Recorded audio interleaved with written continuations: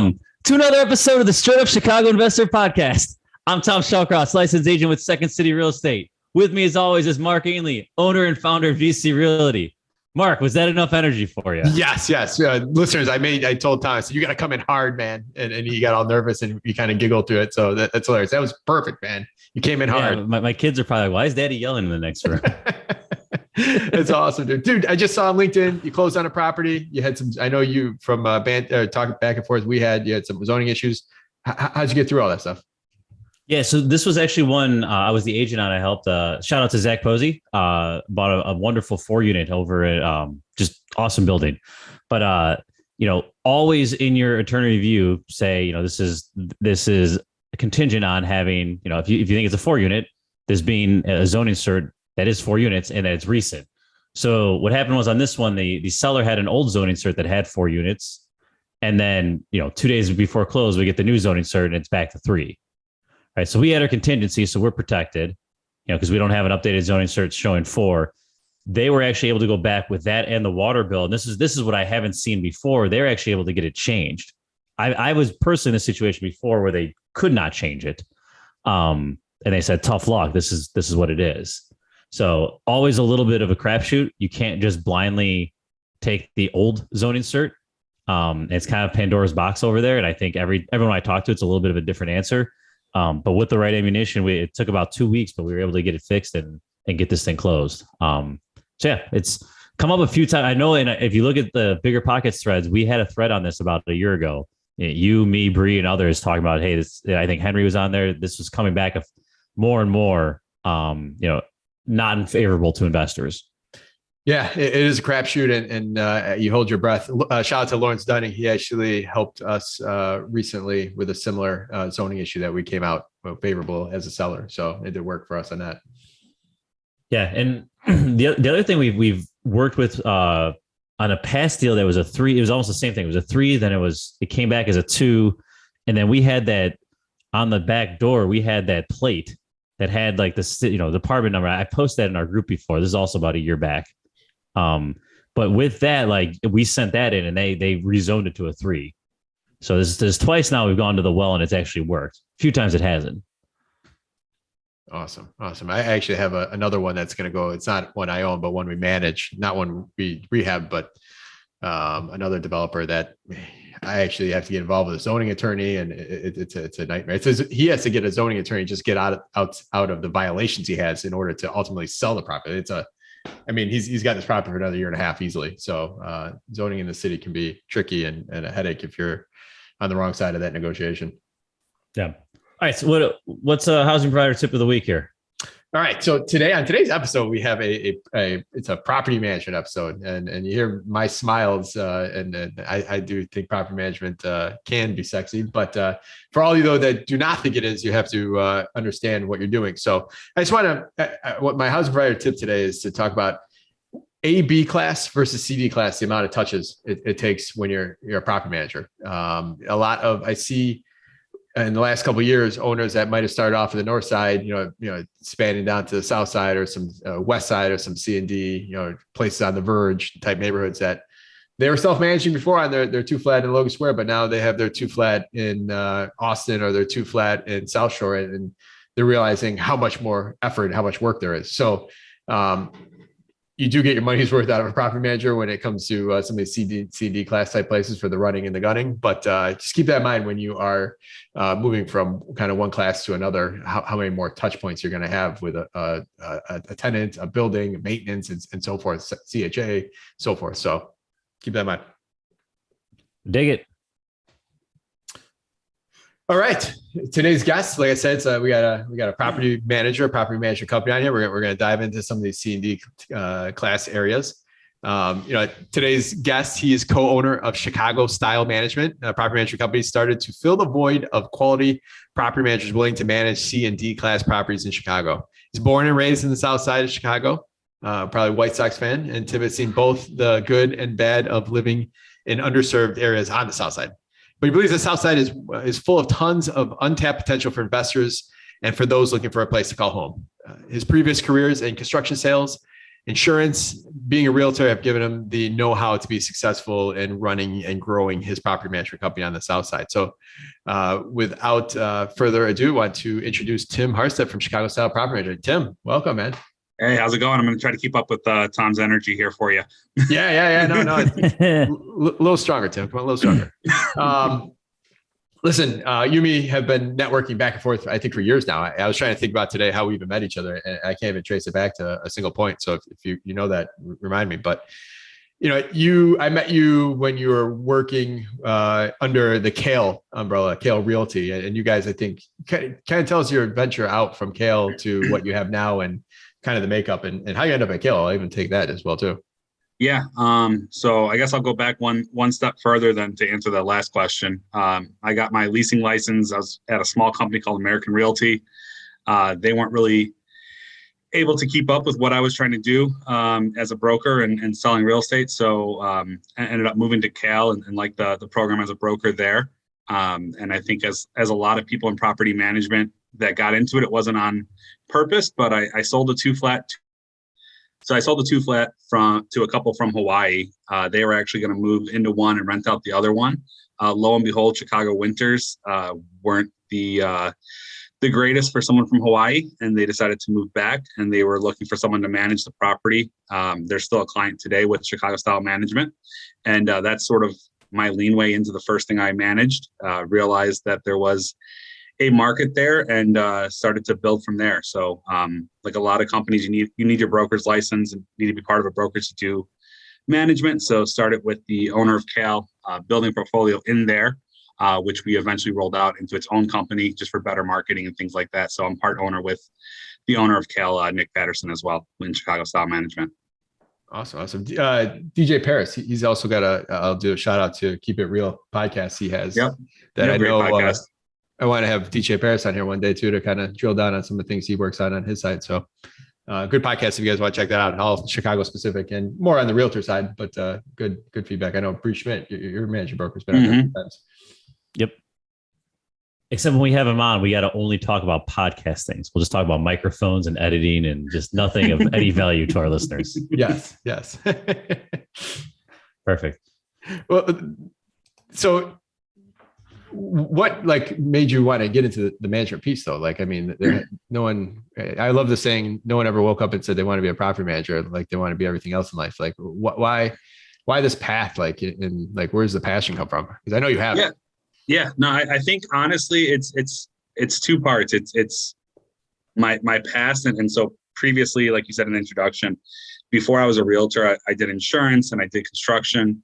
My entire family is blue collar construction. I got everything from bricklayers to plumbers to flooring guys in my family. So I grew up around that world.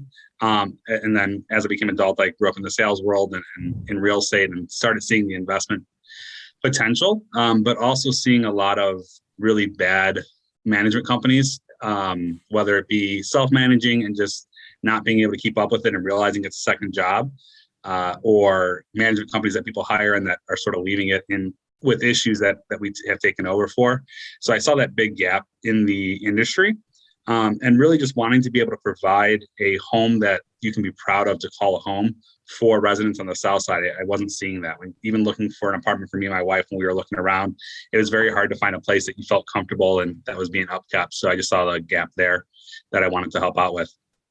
Where'd you grow up? What neighborhood? I grew up in West Lawn, so right by Midway. Gotcha. And we'll break those down a little more here in a little bit. Good teaser. Yeah. So the Southwest side, we don't manage there, and I actually send a lot of my referrals to Tim. So I would love to. I'm looking forward to drilling into some of these neighborhoods today. Property management, South Side, you deal with a lot of investors versus, accidental landlords. You have pretty much straight investors for the most part. And of those straight investors, you have a lot of out of state versus local. I know for me over the years, it's been a learning curve of, what out of state investors need to know that we take it for granted. What are some of those things that, in your portfolio of owners that are out of state that now to educate them on the day one when they call versus you knew 3 years ago? Yeah, so I think a lot of it's expectations. So we have, probably similar to you, we get a lot of California, New York investors, as well as some international investors, that have been priced out of their market, right? A lot of people come, they live in LA, but they don't want to buy rental property there because it's just way too expensive. So I think the biggest gap that I've seen is them looking at properties that are 40,000, 50,000, and their eyes light up, and they think it's going to be turnkey. Unfortunately, even on the south side of Chicago, a $40,000 or $50,000 property is not going to be turnkey. There's going to be work that needs to be done in the property. There's going to be, some rehab value there that has to be done. Even if it's sometimes looks like it's ready on the outside, over the next 2 or 3 years, you're probably bound to have some kind of issue with plumbing or older roofing stock and things like that. So just making sure they really know what they bought has been the biggest effort that I've had to put forward that I didn't realize at first. If I'm working with the investor before they buy, making sure they're getting an inspection, making sure they know the problems beforehand. But if they've already bought the property, just sort of getting them caught up on what needs to be taken care of.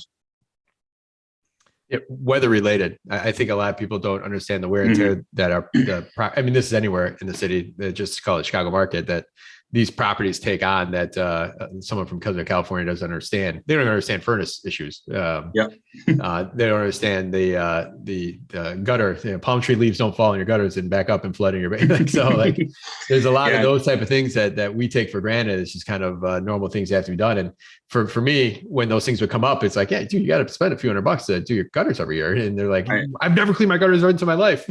Yep, we just had that conversation.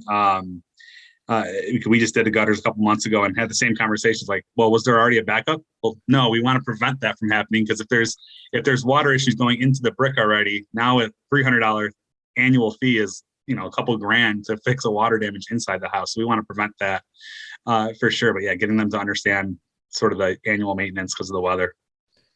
When you're helping these people on the front end, let's go to the spreadsheet for a second. A lot of times they're thinking like, oh, I should do this for vacancy and this percentage for CapEx and this percentage for maintenance. What are some of those, generalities that do not hold true in these areas that you need to correct your investors on constantly? Yeah, I definitely think, I guess a couple of things. So, overall big picture, I'm a big fan of using just 50%, maybe even some more if a place needs work, but 50% as sort of what you're going to spend on fixing things and all that, and management costs and all that stuff. Expense ratios. Yeah, expense ratios. Thank you. So just to be clear for our listeners, sorry to cut you off, but that's to be clear, that's without your debt, right? We're just talking about a pure expense. And then do you feel this is true whether it's a single family, an 8-unit, et cetera? Like, is that just kind of your rough back of the napkin number?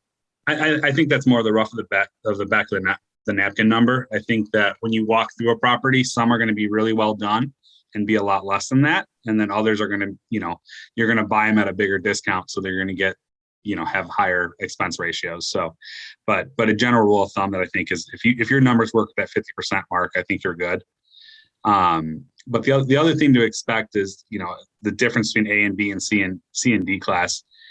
When you have a property in Lincoln Park or, somewhere where rent is $2,000, $3,000, it's a lot more consistent that it gets paid on the first. So just having that, mindset of some of these tenants might take a week to pay or 2 weeks to pay. And there is going to be some times where a tenant might fall behind and you might have to do an eviction every once in a while, and sort of planning for that, having your vacancy rates a little bit lower than, vacancy rates a little bit lower than what you would on the north side, and maybe plan for a month, a year to be vacant on a single family home. Yeah, I love the ratio part you brought up. I'm big. I always say 55% with the multifamily because, those expense ratios come up a lot more often in the multifamily side of things when there's a pro forma put together by a broker. And they'll tell you right now that they don't put it together based on reality. They put it together based on what they know of the building or be reported by the seller. So as a ability to kind of rule out certain properties that, hey, if it works at 55%, then that at least kind of pushes that to the let's investigate more side of things. And then I think the rent on the south side too. I give a similar message nowadays of like, hey, listen, if you're in the south side and you get all your rent by the day 30, like you're good. Mhm. Like, you know, we will pay you as for our management clients, we pay them out at the end of the month. And that's kind of what we try to make sure that we gear everything towards. But I think that's you're winning then if you're getting most of your rent, all your rent by the end of the month. Yeah, I would agree. And it's a different mindset. You know, we'll have some investors that were investing out of state before or in different areas and have moved to the South side. And, you know, they'll call you on the 5th and be like, is everything collected? Well, no, Tommy had to go to school, so they had to buy notebooks. And this is just a reality for, you know, some people on the South side is they're going to look at their funds at the end of the month and go, all right, I got to buy school supplies for my kid or pay rent on the 1st. And they're going to choose to pay rent, you know, a week or two late sometimes. It's just more of a reality there. And it's not even always due to lack of collection or lack of decision. It might be, you know, if we have a bunch of tenants that get certain monies or subsidies or grants, whatever, every month on the 12th, or we have one person at the 22nd, and then they don't necessarily have banking accounts, so they got to get it cashed and go through, and then they have to go. So it's sometimes just the pay schedules of their income adjust that as well too. Yep, absolutely. Well, breaking down kind of what areas are you kind of heavily involved in? Kind of label off some of the neighborhoods that you're focused on. So we have a lot of stuff in, you know, like the West Lawn area, which is, you know, east of Midway Airport, I guess, going all the way to the lake. So we do a lot in South Shore, Inglewood, Chicago Lawn. So we have a lot over there. Bridgeport, we have a decent sized portfolio in. Pilsen, McKinley Park, those areas. All right, so you're playing a lot of different neighborhoods. Before we break those down, just a more general question. What percentage of your tenants are subsidized versus market rate? I'd probably say about 20% is going to be subsidized with us. Okay. And are you seeing, is there a bump in rent compared to what the market rent is there? No, I mean, so the way CHA works with it, they're going to compare to market rent. They're going to do their own analysis, and it's really random on what they pick as what you're going to get. So if anything, I'd say a lot of the subsidized is going to be lower than what we can get sometimes on market rate. We can advertise something for 1,500. You know, if we have two apartments in the same building, they're both listed for 1,500. We might get a market to take it at 15, and then CHA might come back and say, you know, 1,400 or 1,350 sometimes. Yeah, that's one big difference from the north side, because the north side, you're in the mobility zone. So that you're in like the bonus round with them. Like if you want to go down that route, you're more than likely going to get the premium. Now you're going to deal with the inspection. You're going to deal with, you know, taking 30 days for it to go through. And then there's other headaches that might wash it out, but just apples to apples on the monthly, like you most likely will end up ahead. Right. I think the advantage on the south side is just knowing that, you know, barring an inspection issue or something going weird, just knowing that money is going to come in on the 1st versus, you know, like how we were just talking about sometimes tenants being late. So that's the consistency of the money is really the big draw of having a CHA tenant on the south side. Got it. And your clients, like, do you have them asking for that just to, you know, in their head, they hear that and they hear guarantee? Like, do you have to coach a little bit there? Yeah, I mean, I think I have to coach both ways. I think there are sometimes you hear the horror stories of CHA tenants or Section 8 tenants in general, you know, that, you know, I had a horrible experience and, you know, they saw that on the chat board and they'll come to us and, you know, I don't know if I want CHA, and you have to sort of explain to them that you really need to screen those tenants. CHA doesn't screen their tenants before all they do is make sure that the income matches what they need. But they're not screening to know. And, you know, there's great people that are having rough times on Section 8. And there's great people on market rent, you know, and there's bad on both sides as well. So you have to screen and make sure that the people that you're putting in there know how to rent the place, take care of the places that they're at now. And you're going to have a good experience. If you put a wrong tenant in there, whether it's CHA or market, you're going to have a whole different issues coming up in the investment. Well, just to break that down a little more, like screening wise, a Section 8 tenant, like how, because you can't go, it's tougher to screen some of their income. It's tougher to screen, you know, employment history sometimes if they're not working or they're working inconsistently. Are there any tricks or tips that you do that and you're screening in C and D class areas that might be different that you can share? Yeah. So, I mean, one, I guess I'll talk first on just CHA specifically. We're still running credit checks, still making sure that, we're not looking for, we know that there's going to be some harder hit credit. And, when you don't have money, you probably don't pay all your bills on time, things like that. But we're really looking for those decisions that they made, when they had to choose between getting a credit card and buying a new purse or paying their electric bill, which one do they do? We want to see those kind of habits be well off and make sure that they're taking care of the property first, taking care of what they need to, and then talking to past landlords. Finding out who their previous landlord is, but also the landlord before that, if you have one, and just making sure that that they can give a good reference that the house is taken care of. Are you taking chances on people that don't have any, first-time renters or no rental history? Because I know that ends up being a red flag a lot of times when you have a 35-year-old say that I've never rented before, and it's like, yes. I think you hit the nail on the head, right? If it makes sense, then we'll take the chance. If you're 22 and you just got out of college, or you're 22 and you're living at your mom's house, but you got a real job for the first time, or even 25, 26 in that range, we're probably more likely to take a chance if everything else checks out. If you're 55, but you haven't moved out of your mom's house yet, there's probably some kind of bigger issue going on with you being able to pay your rent. If there's not a reason for that. Yeah, it's really easy to elude information. A lot of people think because there's no information that there's not a risk there, but I think that's a bigger risk. Exactly. There's most likely, if you're 55 and you haven't moved out yet, you're probably lying, or there's something else going on that's probably a bigger flag. Great assumptions. Hey, one more question. I'll go back there on Section 8 versus market. What are you experiencing as far as term of lease? How long? You don't have to give me average dates, but I know for us, we historically have longer term leases, which offset some of that less rent when it comes to Section 8 versus market. Yeah, I mean, in terms of tenancy, I think Section 8 is definitely more stable. I would probably say, just because of, you got to remember, even from the tenant side, it's a hassle for them to move, for them to get their moving papers. So they really need to want to move or have a reason that they want to move. So I think, market tenants are probably an average of 2 or 3 years with us, but we see CHA tenants that have been in place for 5-10 years easily. Yep. One more question here, just for our listeners. Talk to us about wanting to get that rent increase. When do you go request it to CHA? If someone's never gone through that process, just give the quick 101. Yeah. So the big thing for us in our experience, even though they say there's no correlation, I'm not 100% sure on that. So we stick to, CHA is going to do an annual inspection. And what we don't want to do is trigger that. So what we have seen is sometimes when the lease is up and you ask for that request, it's going to trigger that inspection sooner. So we don't want to do that. But what basically our strategy is, as soon as we pass the annual inspection, we ask for a rent increase.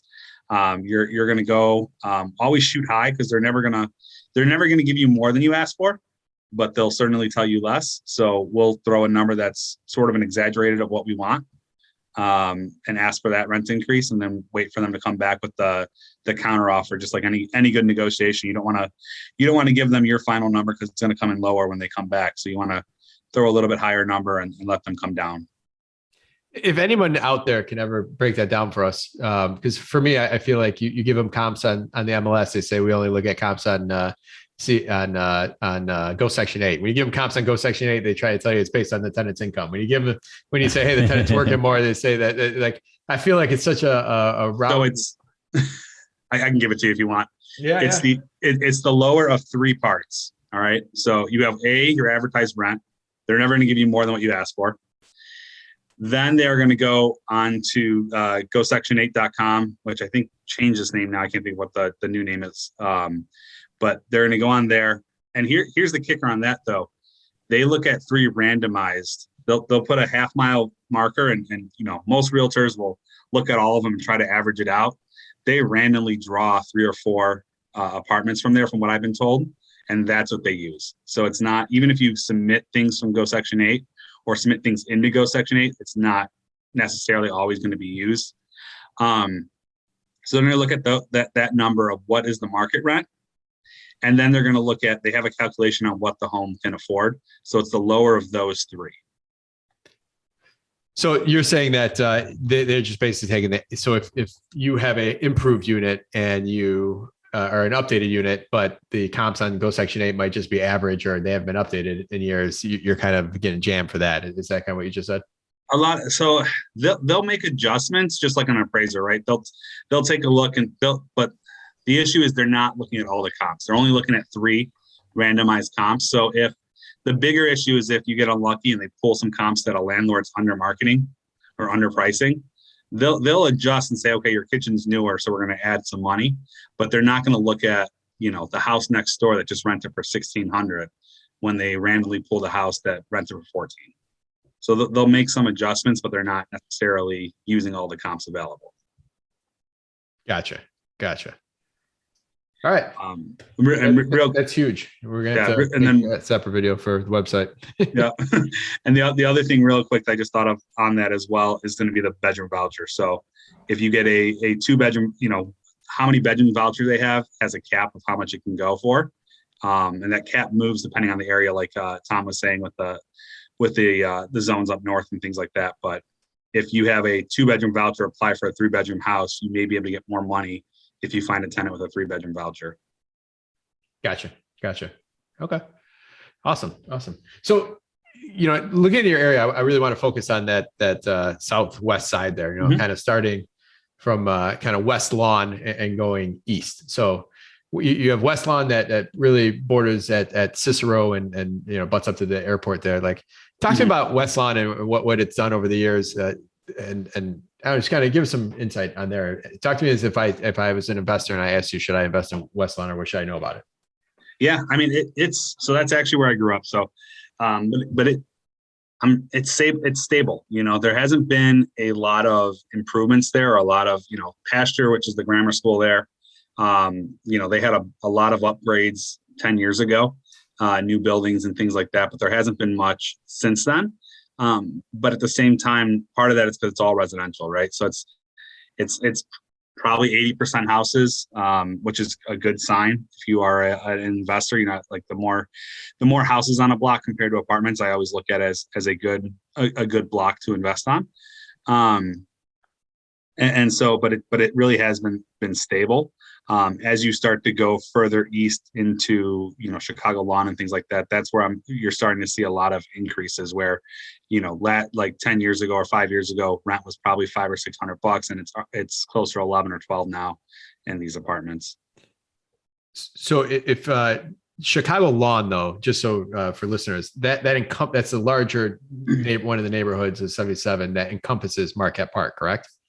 Correct. Yeah. So it's one of those things, and it's always confusing because it's like I'm trying to think of, it's like a Logan Square neighborhood where like part of Bucktown's in the original Logan Square, but so there is, I would consider, when you say Chicago Lawn, a lot of times I consider in between that 47th and 63rd as the Chicago Lawn's the 77, but there's different names inside the neighborhoods. So, if you're saying you're moving to Chicago Lawn, you're probably in between that 63rd and 47th Street, in between Pulaski and Western. And then Marquette Park is going to be that 63rd to 67 or 63rd to 75th ish in that same area. That's Marquette Park. Yeah, it's funny because you got Logan Square, you got Palmer Square, you got all that different stuff that way.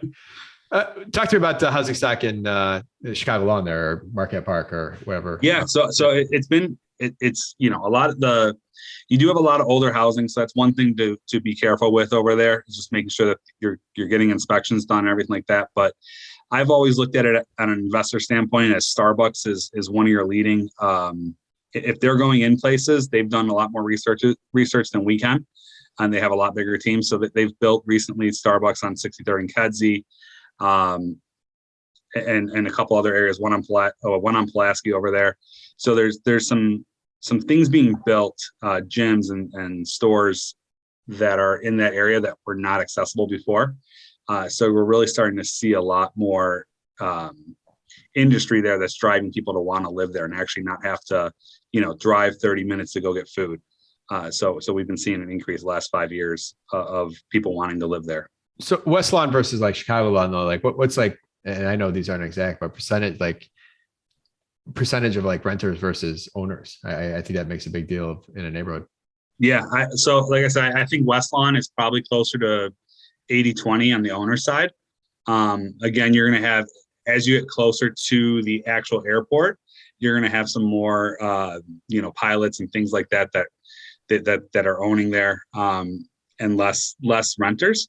And then once you sort of, Pulaski is really that big divide, even though it doesn't technically divide West Lawn from Chicago Lawn, but it really divides the neighborhood feel. You're going to start to see probably closer to 50-50 once you get past Pulaski. And then just to be clear, as we're going east here, are you seeing rents drop a little compared to where they'd be closer to the airport? Yeah. So you'll see. Yeah. So you see them drop. Oddly enough, though, and I don't really know the explanation of this. After you get past Chicago Lawn, they'll start to raise a little bit more. So when you're into West Englewood, you'll actually see some higher rent prices there. Okay. And do you feel that's just the speculation on the comeback over there, or it's kind of Proximity? Yeah. Yeah, you're getting closer to downtown. That's kind of a weird, honestly, I think it's more of landlords baking in tenants not paying. I think it's just there's a higher charge because a lot of times in some of these neighborhoods you're renting and you're expecting 8 months out of the 12 to get paid.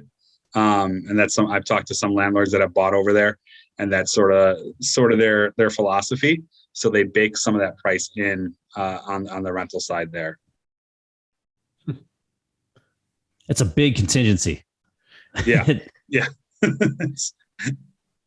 As you start to have clients, and let's say, they start over in West Lawn, they say, hey, I just saw what I can buy in West Englewood at a lower price per door. Mm-hmm. What's your messaging to them? What are some of the either gotchas or okay, you can, but here's what you need to be aware of? Yeah. So I think it's all a matter of investment style, right? There's, if you go to a casino, there's certain games that you're going to win $1, but you're going to win 75% of the time. And then it's probably not true in a casino, so it's probably bad, but for my point, you're going to win like 75% of the time. You're only going to win $1. But there's other areas where you'll probably win 50% of the time only, or 40%. But when you win, you're going to win 20, 30, $40 or $1,000, and that's really how I look at a lot of this is when you're investing more in lower C class or D class, you're really trying to get a bigger payout. But you could strike out and not get paid for a couple months or have to go through an eviction process. Whereas when you're in the C's or B or A class, even, you're not going to make as much. But it's going to be a lot more consistent. For your portfolio that you manage between, just say West Lawn, Chicago Lawn, West Englewood, like what is, maybe break down the desirability for leasing or how fast things are getting rented. And then also kind of, I'd be curious on the subsidy mix you have in those three neighborhoods as well too. Yeah. So, I would probably say that, in West Lawn is the fastest to, you put it up, and just because there isn't as many apartments and it is a little bit more of an affluent area on that side of Pulaski, it gets rented out a little bit quicker. On the Englewood and Chicago Lawn side, they're probably about, probably average, 30 days from if they're ready to go, 30 days to get them rented out. In terms of subsidy, you see a lot more in Englewood than you do in both of those. We'll probably have, out of our portfolio in Englewood, probably 50% is CHA, whereas in West Lawn, it's zero. So, that's just what we're seeing. So even breaking down West Lawn, what I heard you say is if you're it kind of spans Pulaski, but if you're west of Pulaski, that's even better. So the further west Correct. You are, the better. Yeah, Pulaski's like, we create these 77 neighborhoods with a magic marker, but there's always a little bit different of an actual street that splits what you see, and Pulaski's the big street that splits it up, I think. So talk to me about that from the south. Like when you are going south of like Chicago Lawn or West Lawn, you're getting right into Evergreen Park, Beverly, Burbank. Those are pretty borders. Is it similar that way? Like if you're going to be investing in Chicago Lawn or Marquette Park, you want to be kind of south there? Is it accurate? Not so it's split, right? On West Lawn, yes, the further south you get, the better. Chicago Lawn is going to be the opposite. So you want to get, if the closer you are to 47th, you're really going to get better, more value there. Whereas in West Lawn, 63rd, 65th, 75th, you're seeing more value on that side. So, unfortunately, this is the hardest part about Chicago in general, especially the South Side, is, a 2-block difference can be the difference of, having a block that has a bunch of gangs and drug deals on it versus having a block with like no violence, no crime or anything. It's a really weird world. Investing in a place like West Englewood or Englewood, what's the secret to success there? Like, what do you, if I'm looking at an investor, what do I need to do to really actually be profitable? Yeah. So 2 things, I'll say. One is patience. So if you're taking the wrong tenants in, you're going to have a hard time. So a lot of landlords that come to us that have, been self-managing for 5 years and said that it's not working. The biggest issue is they're jumping on that first person that applies and they're taking them, and they're not making sure that they're the right tenant. There are a lot of great tenants in that area, but there's also some people that are going to try to give you fake pay stubs and things like that. So really weeding that out, because once you get the right tenant in there, I mean, they're going to live there. Their family's going to be across the street, and they're going to stay there for a really long time, pay rent, and be good to the home. So that's the first part, is just patience. And then the other part is just treating the building like you would if it was on the north side. So I sometimes will see people that will come in and they want to do everything as cheap as possible in the building, because it's, lower rents than what you get on the north side. But really that will add up, because you make a fix that you have to fix again in 6 months, and now it's double that price, which is, 1.5 times what it just costs to do it the right way. Yeah, especially with leaks. Mm-hmm. Yep, exactly. Well, what's the actual housing inventory over there, right? Like, are we starting to get into graystones when we're getting into West Englewood? Like, what's just the makeup of the actual architecture? Yeah, a lot of it's brick frame, etc. The biggest thing is going to be the bungalow, the historic bungalow, and a lot of them have been turned into 2 flats, in the 50s and 60s. So that bungalow, the brick bungalow, orange bricks, and you'll see like the balconies. But it's amazing how many buildings I can walk into with a client for the first time and know exactly where everything is, because the layouts in a lot of these neighborhoods are exactly the same. So you sort of walk in and it looks familiar. Man, on a side note, I don't know if you've ever driven down there, Tom, but when you're or I know you have, Tim, but on the east side over there by like the high school and like Yale, Harvard, like some of those houses are some of the most like the nicest houses in all of Chicago. Like, because Englewood, absolutely. Englewood used to be a very, I mean, if you read the White Devil in the White City, like Englewood was a fluent suburb early on, and that's when all that housing stock was built. So Englewood's got some very amazing history. Yeah, and I mean, I think Miss O'Leary's mansion just sold or still on the market on Garfield over there. That's a huge mansion. Yep. I've met clients before that were investing, and they gave me their address, come meet them, and I pulled up and I'm just like, where did I go? Because you're 2 blocks away. You got houses that look like they were burnt down and no one touched them, and then all of a sudden you turn on this block and it's all 5-bedroom, huge houses with yards and just built magnificently. These were millionaire. They weren't millionaires back then, but whatever the millionaire was in the 1920s where they were living. 10,000 heirs. 10,000 heirs. Yeah, there you go.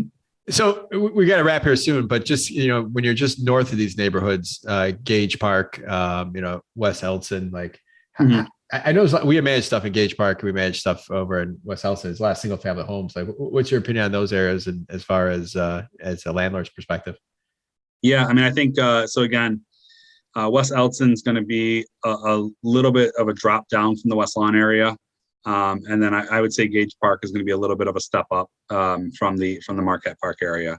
So that's sort of a circle there. If West Lawn is the closest to an A, Edelson's going to be, if we readjust the letters, out of those 4, West Lawn's the A, Edelson's the B, Gage Park C, and then Marquette Park, would be the D out of those 4. Over the last, you grew up there, so you have that perspective. But in your professional career, like what areas, what parts of these neighborhoods have you seen change the most as far as for the good? Yeah, Marquette Park has probably been the most, especially around the 𝗬𝘃𝗀𝘃, around 𝗬𝘃𝗀𝘃 and 63rd. That whole area has just been built up a lot in the last 5 years. So definitely from a trying to predict the future thing, that's where I would, see the most growth in the next 5 years in rent prices and values of the homes. What do you shoot at the 9-hole over there? They found I haven't shot there, but they have found the alligator there. So we got this summer Marquette Park has the alligator instead of Humboldt. Nice. It's awesome. How has the the airport from Midway, from what it was 20 years ago, it's amazing, like what they've done to that place and what they've done at such small real estate. That's the other part that amazes me too, like how it's so like compact. Like I think it's so crazy. There's people live like literally 100 feet from the runway. Yeah. How does that impact these neighborhoods, and how has that changed over the years? Is it just from a jobs perspective, or is there anything good about it? I think the direct, like if you cut out like the 2 or 3 blocks around it, right? No matter what direction you go to, you see a lot of houses bought by pilots, stewardess, things like that, where they're just really trying to go to work within, be able to walk to work type thing. Beyond that, I don't think I've really seen too much of an impact on there from it. I think there's been more of an impact from the factories and things like that being built around on 47th and 75th and all that stuff we've been seeing Nabisco and things like that job wise. You've been down here for many years now. I talked to you on the side, and you have plans to grow your business. Like, where are you planning on taking your property management business for investment? You invest down there as well too. Like, where are you planning on going here in the next 5-10 years in these neighborhoods? Yeah, I think a lot of it. Again, I think Marquette Park is going to be a big part of the growth there. Gage Park, as it starts to get a little bit, the rent goes up a little bit more. Are probably 2 areas that I've been targeting a lot, looking at things there. And then again, I think just, going a little bit further south from there, even you're going to get some of the more single family homes versus apartments. Once you get past like 75th and things like that going south, you don't see as many apartments towards, the Pulaski area, but you see a lot of single family homes. So I think that's probably the next venture. It's really hard to find a house to rent over there. If you're going to rent, you're going to rent a small 1-bedroom. And I think lifestyles are changing to where people don't want to always buy a house. They don't want to take care of it. So I think single family homes in those areas are going to be a good investment. Cool. That sounds like job security for the property manager. Yeah. One piggyback question before we wrap. So Tim, I know buying a South Side bungalow and getting long-term financing from an investor standpoint is pretty difficult. Right? In general, buying a single family home, it's just, if you're not doing Fannie Freddie, and then when you go commercial, they can decide, no, this is not in our portfolio, right? Like, we don't want to play in this area. They can legally do that when they're a commercial lender. So do you either have direct lender referral or advice for someone looking to build a portfolio this way? Because when I was down there, this was one of the toughest things I ran into, was consistently finding financing that wouldn't just crap out on me the next time around. Yeah. Unfortunately, no.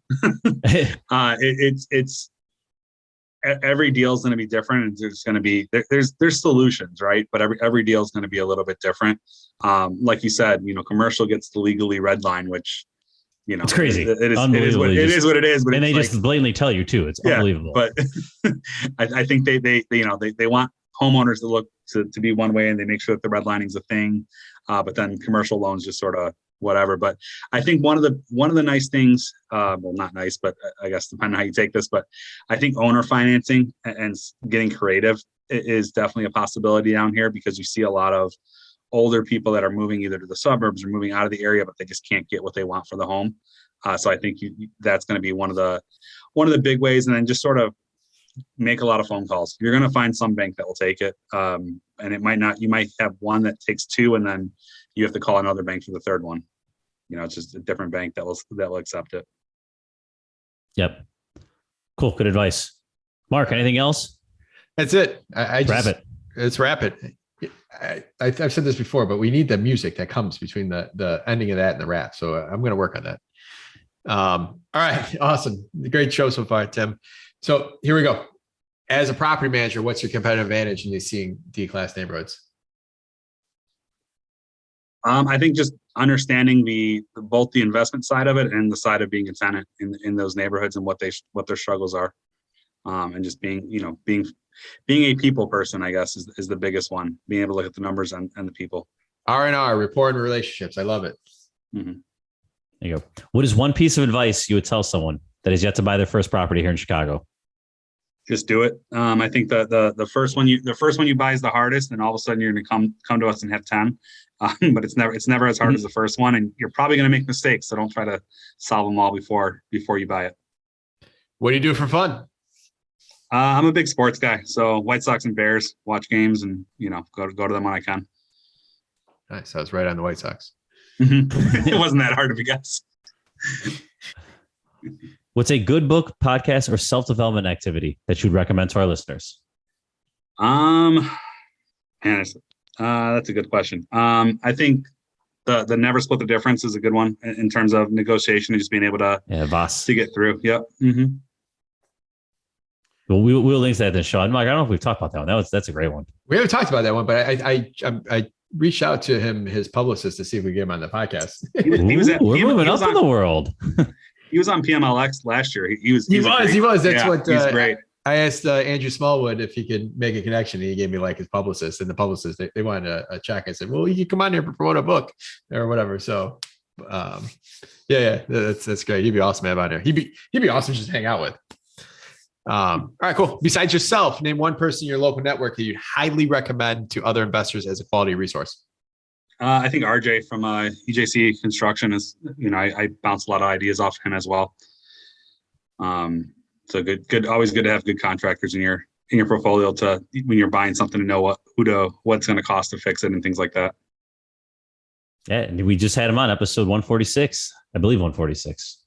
Nice. So do a quick look up there. So, Tim, thank you so much. You provide a ton of value to our listeners. How can they learn more about you? Is there any way they can provide value to you? Yeah, definitely check us out, ChicagoStyleManagement.com.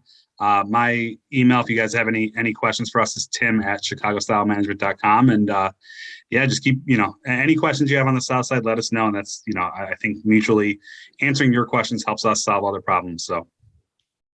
All right, Mark, let's see if you can get this one. Who are we playing for?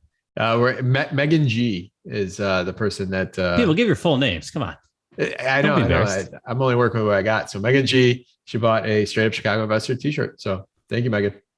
All right. So this actor and comedian, born in 1965, was raised in the Marquette Park area to an Irish father and Lithuanian mother. Coincidentally, was nominated for his performance in Chicago in 2002. But you probably know him better from his role in Talladega Nights and Step Brothers. Name that Chicagoan. Dude, Will Ferrell's not from Chicago. No. So who's the other brother? What's his name? I don't know his name. I know who you're talking about. Tim, can you help us out here? It's something Riley. CJ Riley. What I can't think of his first name. Enough. John C. Riley, brother Ice grad. Oh man, that's awesome. I never knew his name, but I love him. My kids literally I'm like, we gotta make some room here. We need room for activities from Step Brothers where they want to make the punk beds. Did we just become best friends? Oh, that's awesome. 𝗦𝘃𝗲, I am sorry. I failed that one. I think we'll get Renovo to still send you something out here. So thank you for buying something, and thank you for playing. All right. Awesome episode. So Tim, it's something we're going to start here on this episode. This was an idea of Javier. What I need you to do the next week is to find us someone else that'd be a good guest that you think for the podcast. So help us find that out. Tom, great show as always. Tim, thank you for coming on. Love networking with you outside of this podcast. Listeners, if you have anybody that you think would be a good podcast guest, or if you have a topic that you want to find a great guest for, let us know. Straight Up Chicago Investor @gmail.com, or you could go online to the Ask Tom and Mark, where we also get some ideas for shows where people ask questions on there as well too. So Tim, thank you. Tom, thank you. Tim, I will hold you to that. I need a guest soon. Sounds good, guys. Thanks for having me. DJ. Thanks all.